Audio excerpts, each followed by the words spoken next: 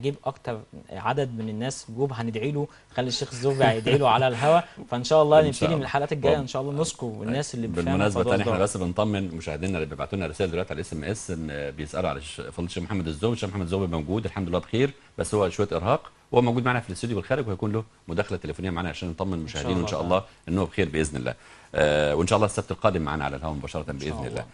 يعني هناخد اتصال تليفوني وبعدين هنستعرض معاكم استاذ محمد مجموعه من الرسائل اللي جت لنا على الفيسبوك، عشان يعني نعرف الناس ان احنا يعني متابعين احنا بنقرا كل الاراء وعارفين ان الناس كلها يعني متابعه. نستقبل اتصال تليفوني استاذ اسامه. السلام عليكم. الو السلام عليكم يا فندم. وعليكم السلام ورحمه الله. ازي حضرتك؟ اهلا بحضرتك، اتفضل. الحقيقه شاكرين على مجهودكم الحقيقه. الله يكرمك، تحت امرك، اتفضل. الو مع حضرتك يا استاذ اسامه، معاك. شاكرين مجهودكم الحقيقه. شكرا لحضرتك. والله لو سمحتوا تحطوا لنا اسماء الروابط اللي الناس ممكن تخش بيها على المواقع اللي هي بتخدم موضوعكم. تمام، حاضر. لو امكن يعني تحطوها لنا على الشاشه مثلا كل اسماء كل المواقع، على حيث الناس كلها تعرفها ممكن تخش احنا معانا دلوقتي يا سليم المواقع اللي تقدر تحطها على الشاشه، ولو ما تقدرش تحطه يبقى شغله على الشريط على طول معاك يا سليم. شكرا لحضرتك يا استاذ اسامه. احنا زي ما ذكرنا في اول حلقه قلنا اسماء المواقع، هو الناس ممكن تخش على جوجل اللي هو بيحب الموضوع، بيحبوا زكي بطرس، يكتب لا ابونا عم جوجل عم جوجل يكتبوا اسماء مواقع. عندنا المواقع، عندنا حراس العقيده يعتبر من اكبر المواقع الاسلاميه في الرد على الافتراءات وشرح العقيده الاخر، وموقع ابن مريم، وموقع الجامع، وموقع البشاره الاسلاميه، وموقع الدعوه الاسلاميه، وموقع غرفه الاسلام الحوار الاسلامي النصراني، وطريق الحق. المواقع دي موجود كتير جدا، والتوضيح لدين المسيح. كل المواقع دي اكتب في جوجل، بس انت اكتب اسم اللي انا قلت من الاسماء هيطلع لك في اول حاجه خالص، خش عليه اشترك فيه. على الجروب على الفيسبوك نفسنا في اضواء وصداح احنا حاطين بعض اللينكات اللي بتوصل او بعض الروابط اللي بتوصل للمواقع دي، فالناس اللي عايزه تتابع معانا الانترنت دلوقتي لازم نستخدمه استاذ اشرف، زي ما قال خالد الاستاذ خالد، لازم نستخدم الاداه اللي معانا. لازم نخش بيبقى عندنا تطلعات، وعندنا نشوف العالم الاخر، او نشوف الناس بتفكر في ايه، ونشوف احنا بنرد عليهم ازاي. هي دي المطلوب ان شاء الله تعالى. معنا اتصال تليفوني اخر، استاذ صلاح من السعوديه. السلام عليكم. وعليكم السلام ورحمه الله وبركاته. اهلا بحضرتك معنا، اهلا بيك، اتفضل. اهلا بك يا استاذ صلاح، اهلا بيك. الله يحييك، حياكم الله وبياكم. والف لا باس على الشيخ الزغبي، وان شاء الله ربنا يجيبه بالف سلامه باذن الله. ان شاء الله. معاك يا فندم، اتفضل. طيب. طبعا يعني مجهود اللهم بارك رائع، وفعلا يعني موضوع التنويه على الجروبات الشباب المسلمين فعلا بصراحه قليله يعني. ايوه. يعني نتمنى برضه، يعني انا واحد من الناس ان شاء الله باذن الله نسعى لتحقيق شيء. وبجانب يعني انا تابعت اكثر من مقطع اللي هو المشروع زكريا بؤر الزمن. ف الملاحظ ان هو الكومبارس بتاعه كتير. ايوه. وهم يعني دي ملحوظه من الملحوظات. هو اساسا هو بيجيد ان احنا بعد شويه هنشوف يعني مقال مع بعض يعني نستعرضه لاحد الكتاب الكبار من الاخوه المسيحيين، هيقول لك هو مين زكريا بطرس بالظبط ومهاراته في التمثيل. بنشكرك يا استاذ صلاح. اتصال اخر استاذ مصطفى. السلام عليكم.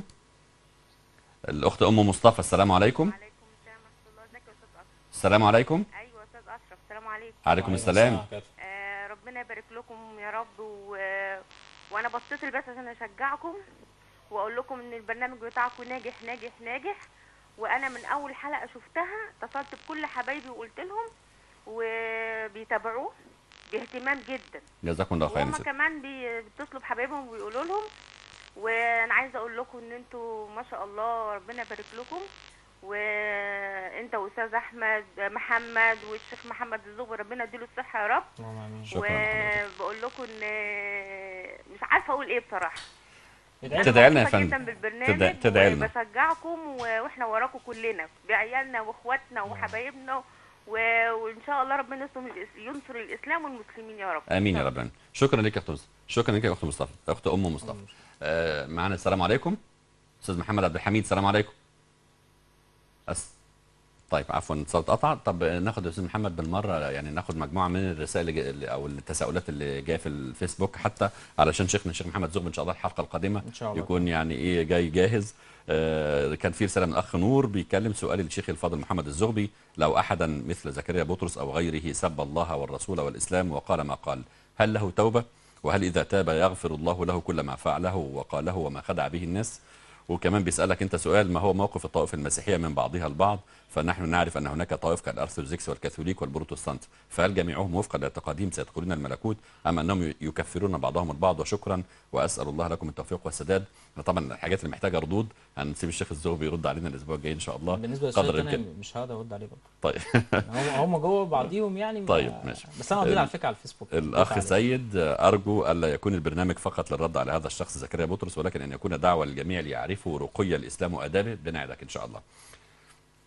معنا الاخ وليد الحديدي: تحيه لمذيع البرنامج، نشكرك. وشيخنا محمد الزغبي ورافع رايه الاسلام: بارك الله فيكم. ما شكركش على فكره. واعناكم على المدعو زكريا بطرس. الاخ هاني خندقجي: ايها الزغبي الحبيب، استمر كالاسد تدافع عن عريننا وعرينك، واعلم ان الله معك ولن يخذلك ابدا، ونحن قلوبنا معك، ونرجو من الله ان يطيل في عمرك. جزاك الله عنا وعن الامه كل خير يا شيخنا الغالي.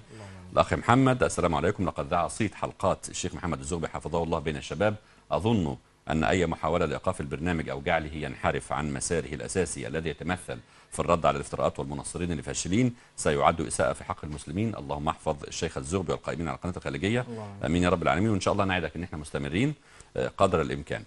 نرجو من الإخوة القائمين، الأخ الصارم، نرجو من الإخوة القائمين على برنامج أضواء وأصداء أن يستمروا في نفس منهج الرد على الافتراءات والأكاذيب الموجهة للإسلام ورسول الله من قبل زكريا بطرس وأعوانه، ونرجو ألا يتغير منهج البرنامج، لأن زكريا بطرس قام بعمل 500 حلقة لسب الإسلام والمسلمين، فيجب على الأقل أن يتم تقديم 500 حلقة من برنامج أضواء وأصداء. هذه أمانة ألقيت على عاتقكم وسيسألكم الله عنها وجزاكم الله خير. أعقب بعد 500 حلقة. أنا عجباني قوي إن أي من أتباع زكريا بطرس يقول لك أبونا عامل 500 حلقة.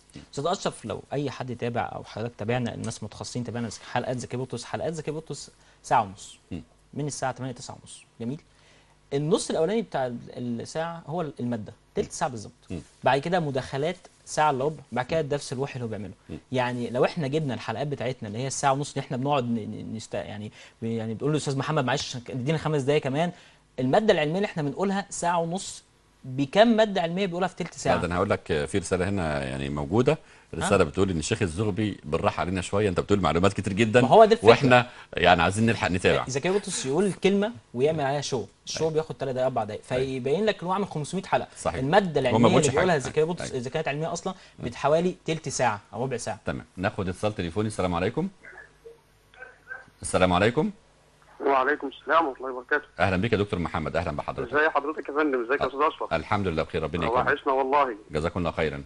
حيا الله اخونا، اقول له بقى اسمه الحقيقي بقى، اخونا جولبر. ازيك يا حبيبي؟ دكتور محمد ازيك يا دكتور؟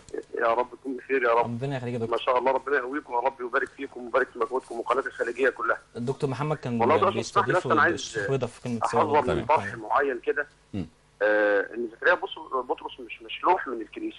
ايوه. زكريا بطرس بيمد من الكنيسه، بدليل ان احنا عندنا تسجيل في موقع الغرفه بيقول ان انا الرجل الثالث في الكنيسه بعد البابا شنودة، هو اللي بيقول، بعد عبد المسيح بسيط، هو اللي بيقول انا الرجل الثالث في الكنيسه، والتسجيل موجود بصوت عبد المسيح بسيط. ايوه. للي عايز يسمع. صوتي يا استاذ دكتور محمد، صوتي؟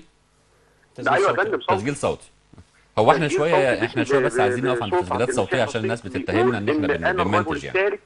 بعد البابا شنودة وبعد زكريا بطرس. طيب انا دكتور محمد اسمح لي، انا يعني زميلنا محمد محسن يكون جاهز بالفصل اللي جاي. اتفضل.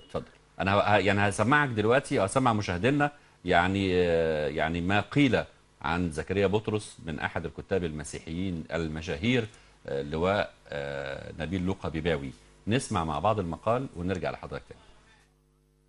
سؤال يردده المسلمون والمسيحيون في مصر: لماذا لا يوقف البابا شنودة بطريرك الكرازة المرقسية القمص زكريا بطرس ويشلحه من الحياة الكنسية الأرثوذكسية؟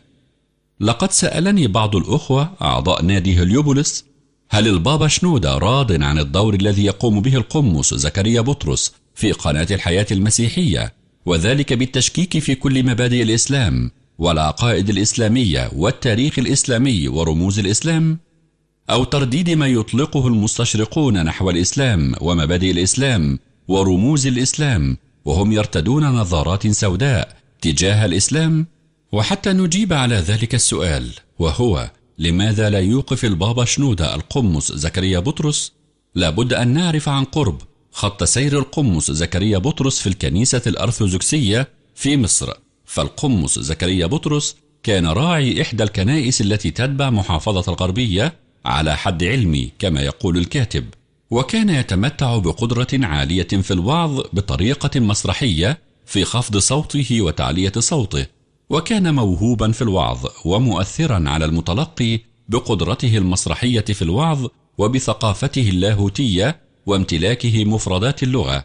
لذلك كانت تطلبه الكثير من الكنائس المختلفة في المحافظات. وأخيرا نقل إلى كنيسة ماري مرقس الرسول بمصر الجديدة، وهي المشهورة بكنيسة كليوباترا، وذاع صيته في هذه الكنيسة. ولكن شخصية